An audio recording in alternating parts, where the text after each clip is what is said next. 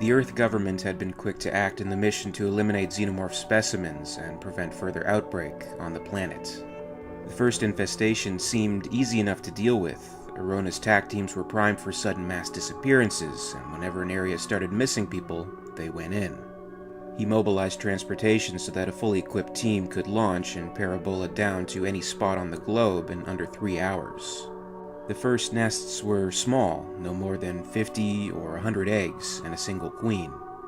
The TAC teams took no chances. They sterilized the area. The nests were raised, surrounding areas destroyed, suspected carriers picked up and detained. Those with implants were killed quickly and their bodies burned. New Chicago, Lesser Miami, Havana, Madrid, those nests were quickly discovered and eliminated. At first, Arona felt a certain smugness. True, there would be a lot of damages to cover and a certain amount of political heat to be endured, but the Planetary Security Act gave him a great deal of latitude. The things weren't very bright. They were like termites or ants or bees. They built their nests and set up egg chambers and sent workers out to gather food. The behavior was instinctive. There was no greater intelligence behind it. It had apparently worked for the things on their homeworld, but they didn't have such clever competition. For a time, Arona rested easier. He was the expert, and the military trusted him implicitly. Weeks went by. Months. More nests were kicked open. Paris, Moscow, Brisbane, Antarctic City. The things had spread far and wide as he had feared, but they were still easy enough to find and destroy. The infection was bad, but controlled. Like a staph boil, lanced and cleaned, it would heal. But then things began to change. The TAC teams were getting good at their job, practice making them better, and maybe they started to get sloppy. Or maybe it was some kind of forced natural selection, like rats or roaches who have been hunted and poisoned or smashed flat. The aliens began to vary in their nest making. The hives got smaller and more numerous. The TAC teams would only find 10 or 15 eggs in a tiny chamber, and such places were harder to locate. And there were more of them. An area of greater North Africa and the old Ivory Coast yielded no fewer than 80 small nests inside a 50-kilometer circle. Some of the hives were in Abadan, in the basements of skyscrapers or old warehouses, but some of them were in the surrounding countryside, under the ground. TAC squads discovered implanted cattle, horses, and even goats in some chambers. Anything large enough seemed to work. And while people in civilized countries who went missing were usually reported, a farmer and a few dozen cattle in some rural area might not be noticed. It was as though the aliens were becoming smarter as a survival characteristic. 6 months after the escape from the labs in Lima, Arona had to order a division-sized attack on a giant nest in Diego Suarez on the northern tip of Madagascar. It was actually a series of several hundred smaller nests that had been tunneled and joined together. 8 months into the war, Arona was responsible for the nuclear destruction of Jakarta. A year after the war began, the continent of Australia was considered too infested to allow any travel to or from, and a full quarantine was instigated. Any ship, air vessel, or spacecraft trying to leave was shot down by Coast Guard laser satellites. It was no longer a matter of TAC units seeking alien hives to destroy. It was a matter of establishing perimeters and checking to make certain no carriers crossed into safe territories. It was truly war. Martial law was declared. All national boundaries were suspended. The military alliance came into being, and civil liberties were put aside for the duration of the conflict. Suspected carriers of alien embryos could be legally shot by the command of any military officer above the rank of colonel. Then it dropped to majors and captains, then sergeants. Pretty soon, any soldier with a gun could shoot anybody he damned well wanted to. And if the scan came up negative later, well, too fucking bad. War was hell, wasn't it? A few civilians here and there to save the planet? Yes, of course. Alien drones that were captured, a rare event, seemed to have gotten a little brighter.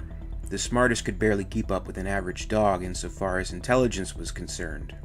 But the single queen captured in a battle that destroyed half of San Francisco's downtown district tested out to nearly 175 on the Irwin-Shatler scale.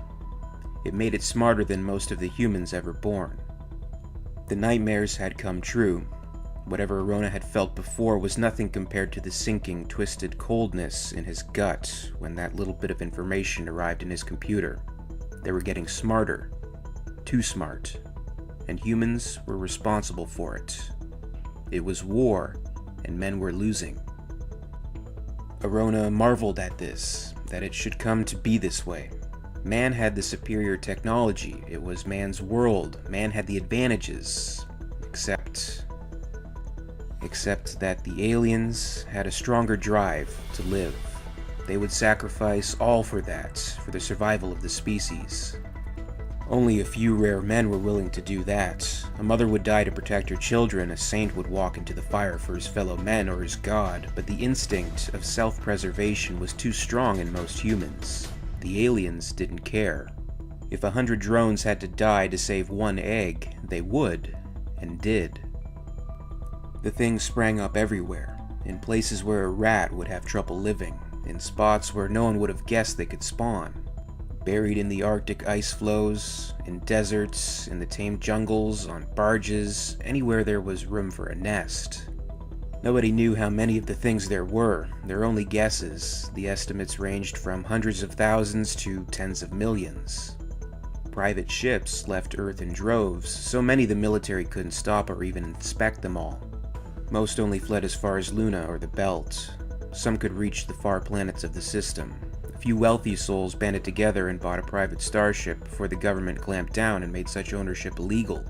Thousands ran, because on Earth, there are few places to hide. Arona was in one of those places, a heavily guarded military complex in Mexico. The perimeter was rigged with force fences, the ground mined, every car or air carrier that entered or left scanned, every passenger fluoroviewed for parasites. It was as safe as anywhere left. In the end, Arona finally realized that the aliens were like a disease, not an enemy army. The only way to save the patient was to cut off the cancerous parts and sterilize the wounds, and it was too late for that.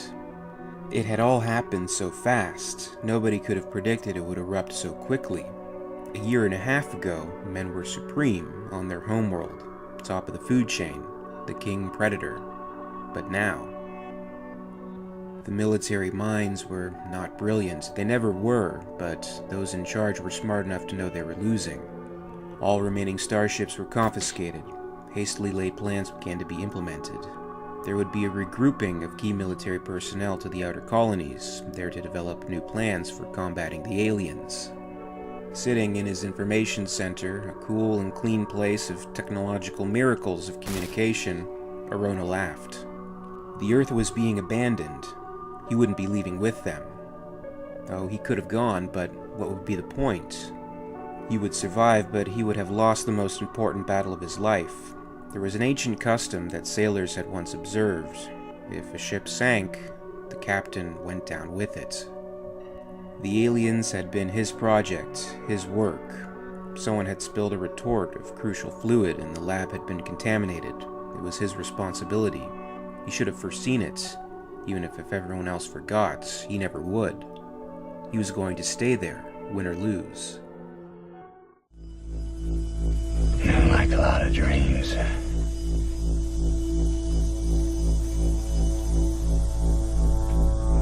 There's a monster at the end of it.